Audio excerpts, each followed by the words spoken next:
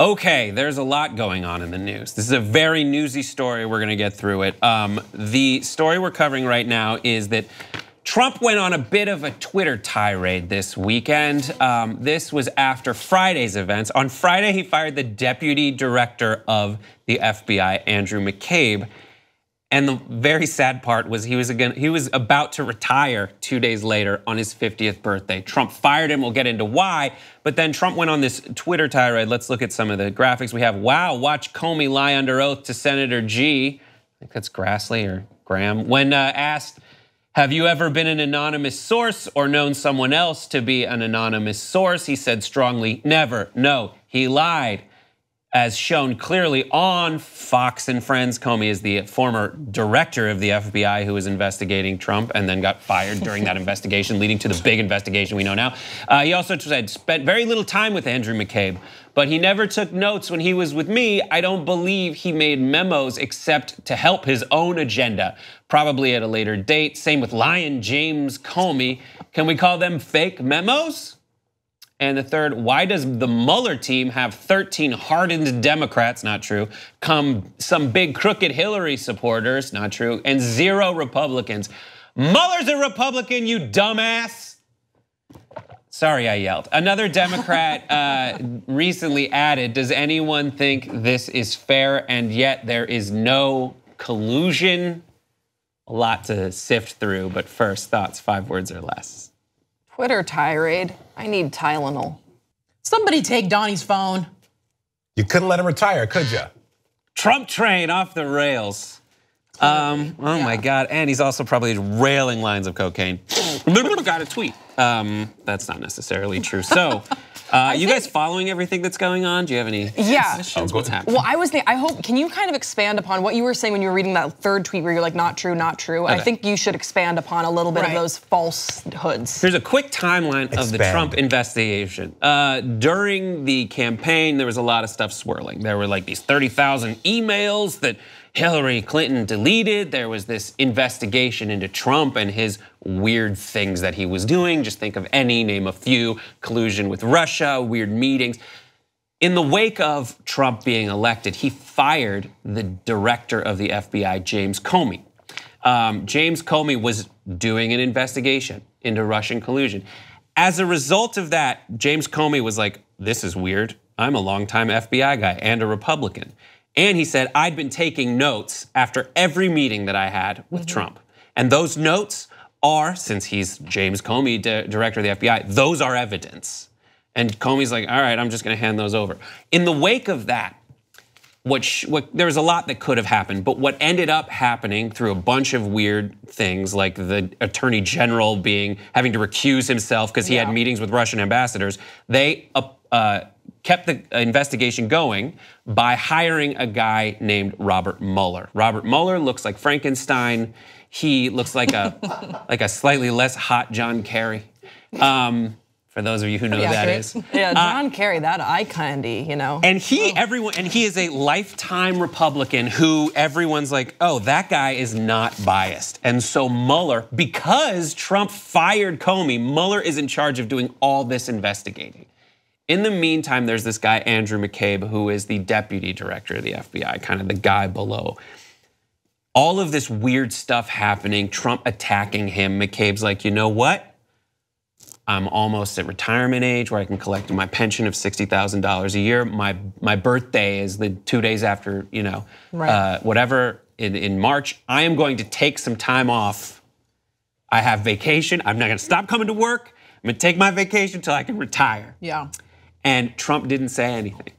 And it wasn't until 2 days before this guy's retirement, after he hadn't been coming to work, thought he was golden, Trump's like, you're fired. And the justification that Trump gave was like, oh, I didn't fire him. The attorney general fired him. Well, the attorney general's just doing what Trump wanted to happen. Exactly.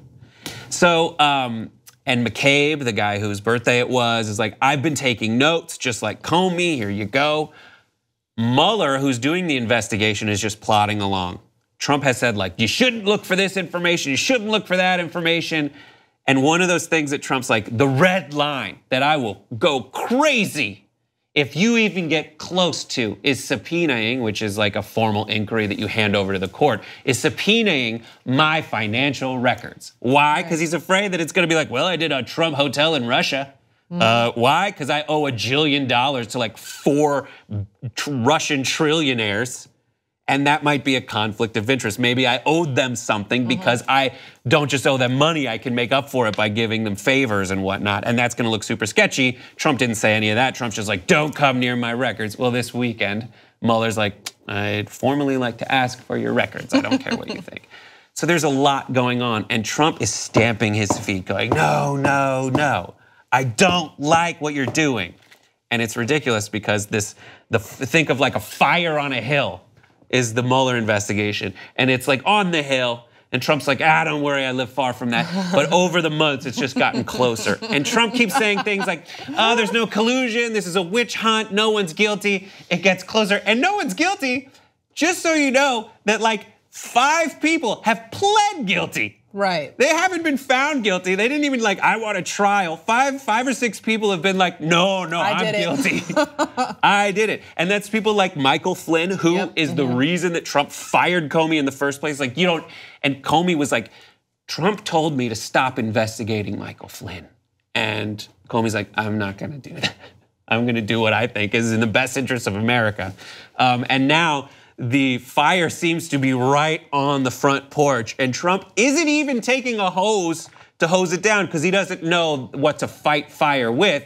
He wants to fight fire not with water, but with fire, which is literally firing people 2 days before their pension kicks in. You have to at least hand it to him. He's very on brand. His tagline was, "You're fired," and he's certainly sticking to that. Yeah, he is. I think for me, the most interesting thing about everything that's happened so far in the Trump era of the White House is at the beginning, I feel like even, all the Republican Congress people, his followers across America were all on board no matter what he did. Now I feel like slowly but surely, even the people who are in Congress are like, okay, no, this is getting too crazy and I can no longer back you. So slowly but surely, even his strong base is slowly starting to dwindle away and crack, and I'm all for that. Because what we saw after the election was you saw all the sort of like Republicans begrudgingly were like, let's throw our weight behind him, let's support him. And then little by little, they've all not all of them, but a lot of them have sort of whittled away. I think of Lindsey Graham as the first one that comes to mind. That's what I'm thinking of. Because there were certain Republicans that fell in line once he was elected. Like, well, now he's elected, so let's see what we can do.